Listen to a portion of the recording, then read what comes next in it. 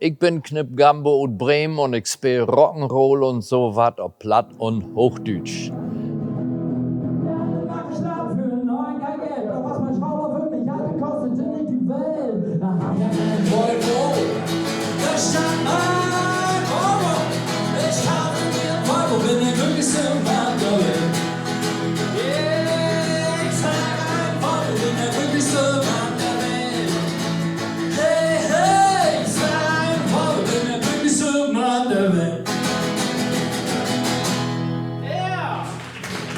Knip Gambo ist gewissermaßen die Summe meiner musikalischen Sozialisation und meines bisherigen Schaffens. Vereinfacht gesagt, von Hannes Wader über Bad Religion und Buddy Miller bis zu Robert Gordon. Das heißt Singer-Songwriter, Punkrock, Country und Rockabilly. Und das natürlich alles schön gemischt.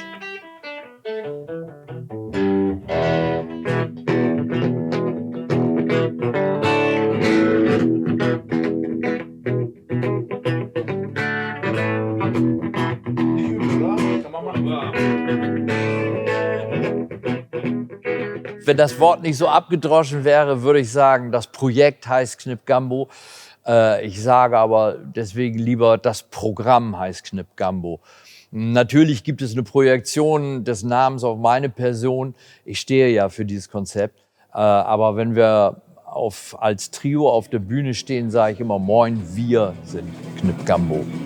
Wir sind Knip Gambo aus dem Viertel und wir sagen, hey, hey, hey, hey. Ich sag moin, ich komm und Bremen, was geht hier so ab? Wollte ich die morgen fragen? Ja, erstmal und vor allem, das macht Spaß. Und das für mich halt die Hauptsache. Platt ist eine schöne Sprache und ist natürlich auch wirklich was Besonderes. Rock'n'Roll und was wir Amerikaner nennen, mit plattdeutschen Texten zu singen. Und ja, nebenbei kann man so auch das Platt an die Leute ranbringen.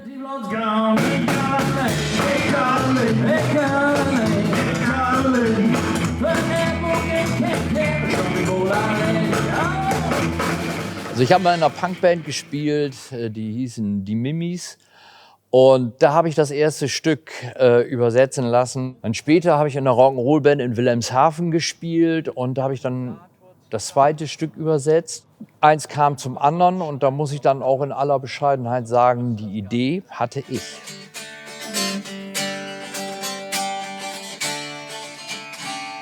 Ja, da gibt's eine kleine Idee. Das können ein paar Wörter sein oder ein bestimmter Reim, eine Melodie oder ein Rhythmus. Und dann geht halt einfach das Arbeiten los. Wie man so sagt, 10% Inspiration und 90% Transpiration. Manchmal geht das ganz schnell in einer halben Stunde und dann bei anderen Songs irgendwie dauert das Tage, Wochen, Monate. Manche werden nie fertig, dann ist das aber auch so, weil die dann einfach nicht so den zündenden Funken haben. Ich geh gern auf Partys und in Widerspruch. Ich nicht.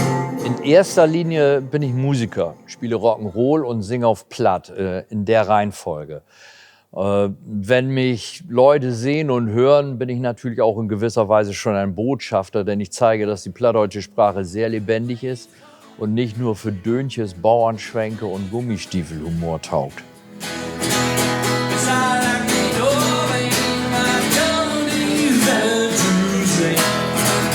Ich hatte genug von Bands, von der Organisation, komischen Mitmusikern und künstlerischen Kompromissen.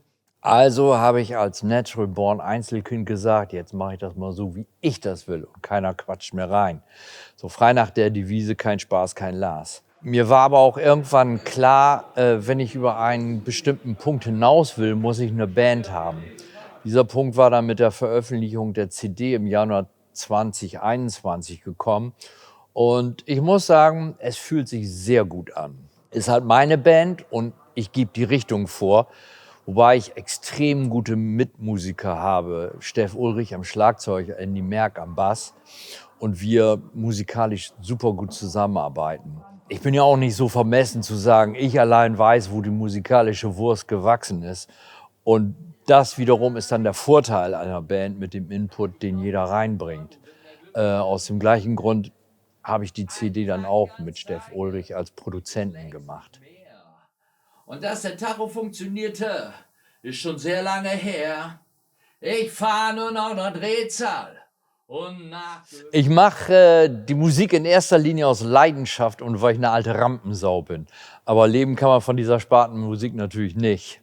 Meine Miete verdiene ich als Lkw-Fahrer im Eventbereich. Und mittlerweile sehe ich das positiv, weil ich muss kein Geld mit der Musik für meinen Lebensunterhalt verdienen. Und das gibt mir halt die künstlerische Freiheit zu machen, was ich will.